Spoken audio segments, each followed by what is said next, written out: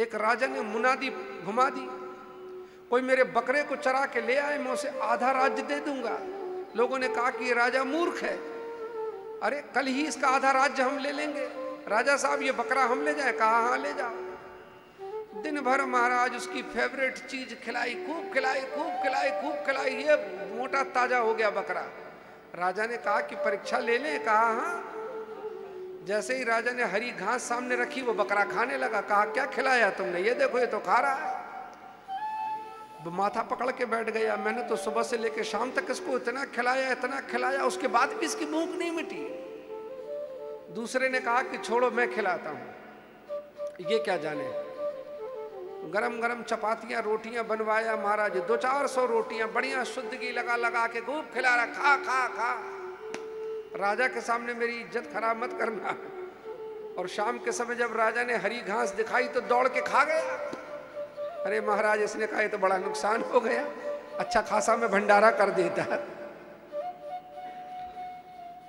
बहुत सारे लोगों ने पूरा 1 महीने तक जोर आजमाइश कर ली। एक संत ने कहा कि राजन अगर तुम थक गए हो तो अब एक बार ये बकरा मुझे दे दो।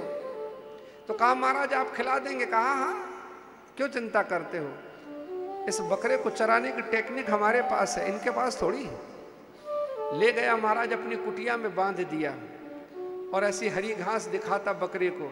जैसे बकरा खाने लगता, ये संत बड़ी जोर से तमाचा मारते। दिन भर में उसको इतने तमाचे मारे और दिन भर उसको कुछ नहीं खिलाया, कुछ भी नहीं। जब शाम को लौट के आ गया तो राजा ने कहा कि सरकार आपने खिला दिया? कहा हाँ महाराज, बिल्कुल चिंता मत करो, कुछ नहीं खाएगा, जो भी खिला के देख लो। अब जैसे ही महाराज उसकी तरफ हरी घास बढ़ाई तो बकरा समझ गया कि अब पड़ता ही है तो उधर मुंह कर दे। जैसे हरी पत्तियां दिखाई तो बकरा समझ गया अब यहां से पड़ने वाला है तो उधर मुंह कर दे। राजा प्रसन्न हो गया, भगवान बस मुझे आपके जैसा ही तो संत चाहिए था। क्यों?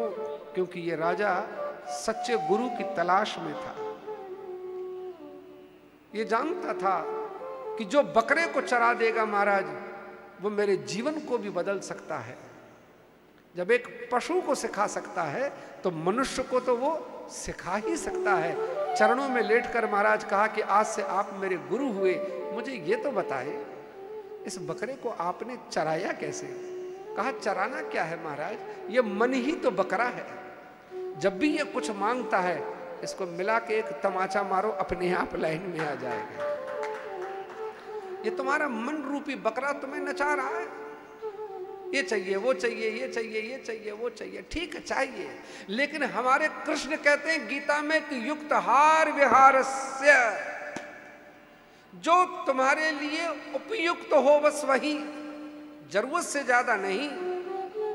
इस सूत्र को समझ लोगे तो याद रखना जीवन में महाराज कभी बीमार नहीं पड़ोगे, ना तन से ना मन से ना धन से। महाराज हमेशा खिलखिलाते रहोगे, यही तो भागवत है।